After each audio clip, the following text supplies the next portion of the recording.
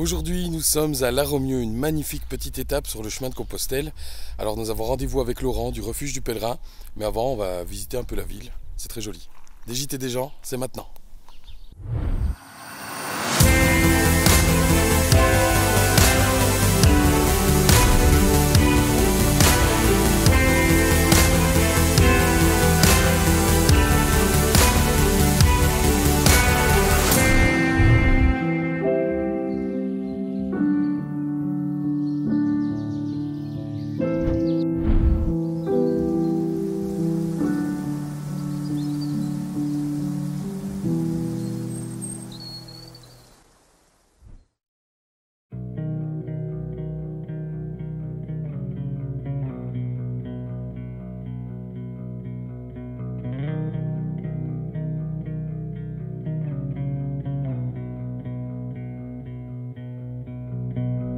I'm used to give all I have.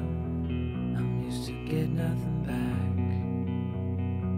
Wherever I go, it's the same. There's no excuses, no one to blame. Sometimes I can't understand how it can be so hard to stay out of pain. But with you everything has changed, even though we both stay the same. Would you call me on the midnight train? Would you come over when nothing's right?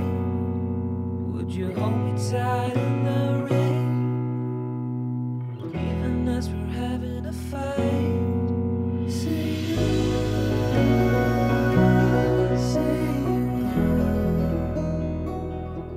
say you.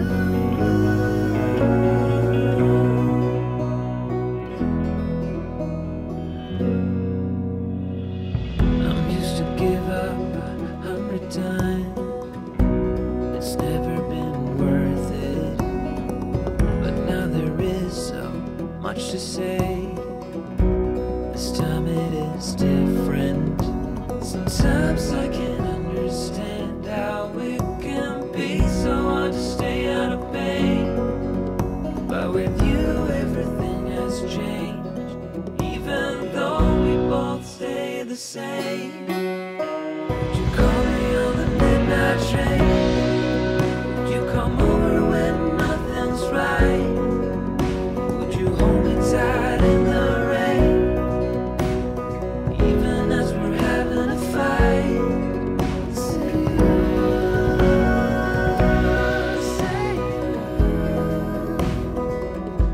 just say you.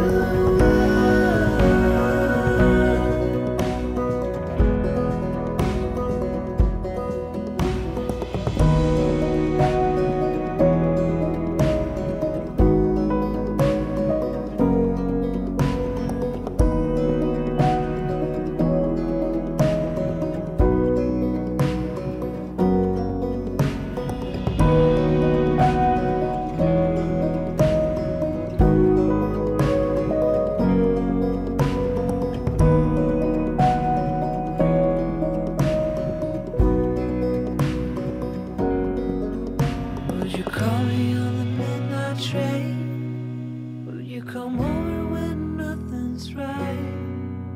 Would you hold me tight in the rain, even as we're having a fight? Say you, say you, say you, say you.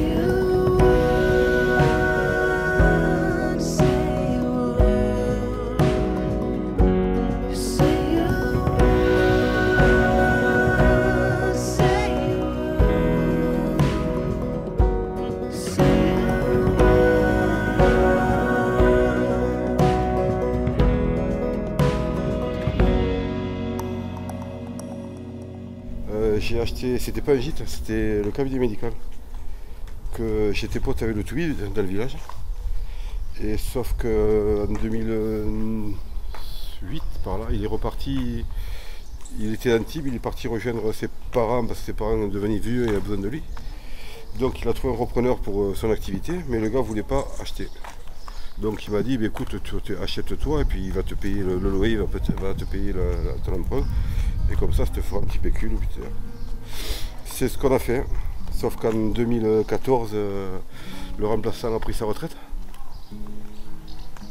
Et donc j'avais le gîte vide, donc je voulais faire un petit studio, tu sais, comme c'est un plein pied. Et puis je connaissais rien au chemin, tu vois. Pourtant j'habite à La Romieu, mais j'ai pas trop fait attention à ça. Alors j'ai sorti, je faisais des travaux, j'avais beaucoup de poussière, donc j'ai sorti la table d'or et la machine à café pour ne pas avoir du plâtre plein de café en fait. Et puis les pèlerins, parce que dès qu'ils voient une table avec une machine à café dessus, ils s'arrêtent quoi. Et c'est ce qui s'est passé, ils se sont arrêtés, on a discuté, on a beaucoup parlé. Et puis comme ils ne savaient pas trop, c'était au mois d'avril, donc tout était fermé ici. Ils ne savaient pas trop où dormir, alors le premier soir, ils sont restés. Alors il y avait un lit d'auscultation, il y avait 2 fauteuils. Ils sont restés là. Et puis moi je suis rentré chez moi et puis le lendemain, je me remontais, il m'avait préparé le café. Et puis il m'avait fait des plans, il faut que tu fasses un truc, tu fasses à la collégiale, fais un truc pour les pèlerins et tout. Je n'ai pas du tout donné suite, tu vois, dans ma tête, j'étais dans mes travaux. Donc ça c'est émotionnel, par contre c'était mardi, donc ils étaient 3. Le mercredi, mais je sais pas si c'est Radio Camino qui commençait à parler aussi. Le mercredi en fait ils étaient 4. Et le jeudi ils étaient à nouveau 3. À dormir partout par terre. Et donc c'est à partir du jeudi, je me suis dit peut-être qu'il faut que j'essaie. Mais je connaissais rien du tout et c'est de là où je suis parti. J'ai fractionné mon chemin parce que je suis parti 3 jours, 4 jours. Parce que je pensais qu'il fallait que je fasse le chemin pour être hébergeur. C'est comme ça que je suis arrivé sur le chemin complètement par hasard. C'est plutôt des pèlerins qui m'ont placé sur le chemin. En fait. Et depuis j'y suis tous les soirs et je pense que je préfère la façon dont je vis le chemin aujourd'hui que la façon dont je l'ai fait en fait. Parce que je me rends compte que je l'ai trop fractionné et puis sans trop de contact alors que le partage et les gîtes le soir c'est vraiment ce qui fait que ta journée est belle.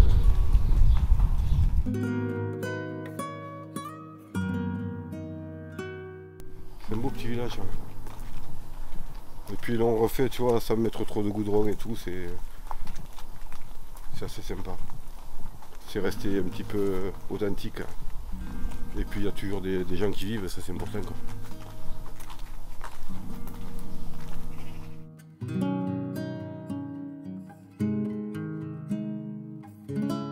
C'est le plus beau village de France. Ouais. Comme là, ça suit Tao-Villard. Après tu as La Romieu, tu as La Rossenne qui arrive derrière, Montréal. Tout ça c'est le plus beau village de France. Ouais. Ah, pour moi c'était carrément, j'ai envie de dire que c'est une thérapie. Tu sais quand j'ai commencé à faire ça, moi j'étais quelqu'un de très anxieux, pas du tout sûr de moi. Et donc quand j'arrivais le soir, j'avais l'impression de... Tu vois, j'arrivais près de la porte, je m'arrêtais, je soufflais un grand coup, je prenais ma respiration pour entrer comme dans une arène ou sur un ring, tout ça. Et puis petit à petit, ça m'a donné beaucoup d'assurance et maintenant, je sais pas, au niveau de la façon d'aborder les personnes, les pèlerins et tout, ça a changé beaucoup de choses chez moi. Ouais. Maintenant, quand j'arrive le soir, je suis chez moi. C'est toute la différence. Et puis, voilà, le contact est beaucoup plus facile. Hein. J'ai perdu, si tu veux, un petit peu toute cette anxiété. Et puis, ça fait que ça, du coup, ça te sert tout au long de tes journées, ça te sert dans ta vie. Ce contact-là, où toi, en fait, ça devient naturel de parler avec les gens, tu vois, il n'y a plus cette peur, ce petit moment où tu te mets en arrêt, où tu n'oses pas. Ouais. Là, je me pose plus les questions. J'arrive, je parle. Ou j'écoute, ça dépend.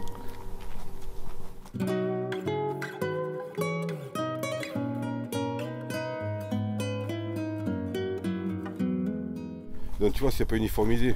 C'est pas une commune qui va décider de mettre... parce que ça serait une commune qui gère ça, il y aurait les mêmes fleurs partout. C'est-à-dire que là, chacun s'occupe de son jardin, chacun met ce qu'il a envie d'avoir. Et ça fait toute cette diversité, ces jardins qui sont bien entretenus, un petit peu moins entretenus, mais c'est ce qui fait tout le charme.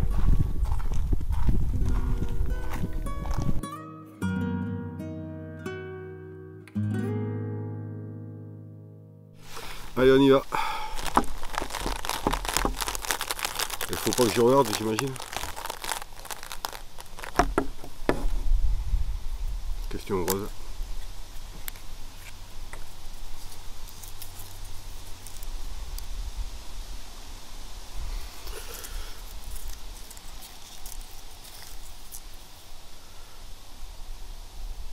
Comment referais-tu le monde?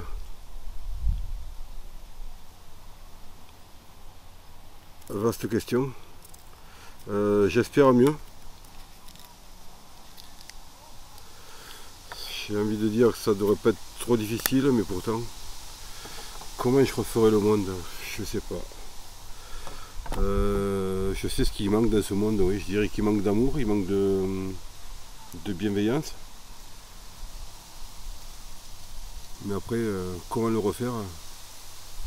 C'est très compliqué. Il faudrait juste avoir je sais pas, la baguette magique ou la bonne équation pour que tout le monde puisse démarrer avec les mêmes chances.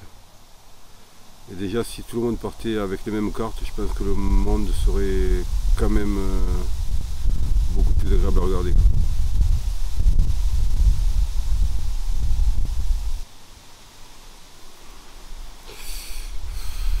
Peut-être justement en donnant les mêmes chances à tout le monde au départ pour qu'il n'y ait pas cette inégalité.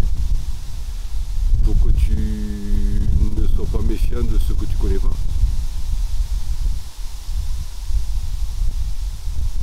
Et puis l'amour, je crois que c'est quelque chose que tu n'apprends pas, c'est quelque chose qu'on te donne et que tu rends. Donc je pense que si tu mets plus d'amour au départ, tu en auras toujours plus à l'arrivée. Un peu moins de con. Ouais, ça je sais pas si c'est possible, là c'est très très dur là. Non, après ouais, un peu, mais c'est pareil, moins d'individualisme, un petit peu plus de rapport et de retour à la nature dans le bon sens, en se disant que c'est grâce à elle que l'on est bien. Donc à la laisser, et elle ne nous appartient pas, donc la laisser aux autres. Et puis surtout ne pas, comment dire ça, moi je ne suis pas du tout pour qu'il y ait des noms qui rentrent dans l'histoire, des allées Charles de Gaulle, des boulevards Mitterrand ou des... moi je trouve que on n'est pas là pour ça, quoi. Je pense qu'il devrait y avoir plutôt des rues des artisans, des boulevard de la bienveillance, un boulevard des fleurs, quelque chose, tu vois, ou du soleil. Et donc ouais, déjà s'il n'y avait pas cette humilité, ça serait bien. Sur l'amour, déjà s'il n'y avait pas ce rapport, ce besoin qu'ont certains de vouloir rentrer dans l'histoire et rester à le souvenir, je crois qu'au contraire, notre place à tous, c'est de venir, de faire vivre sa vie et puis surtout de laisser la place nette, quoi. Il faudrait au contraire tous partir sans avoir laissé aucune trace derrière nous, pour que justement que ce monde-là soit à nouveau neuf et beau pour ceux qui arrivent après, quoi.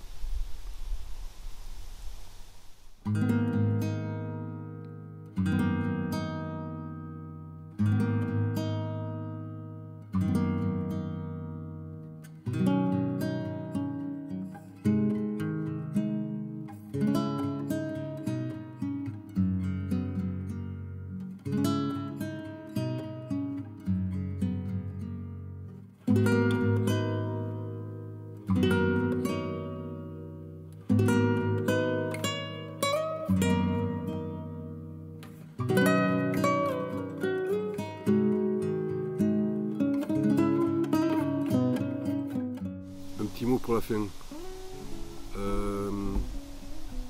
Merci à toi.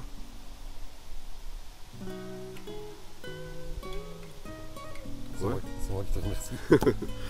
Non, mais c'est bien ce que tu fais, c'est bien, je trouve, de parler du chemin, de parler des pèlerins et de parler aussi des hébergeurs et de cette connivence, parce que c'est pas deux mondes différents, quoi. Il y a beaucoup de connexions et beaucoup de connivence entre les deux, quoi. Donc c'est bien ce que tu fais.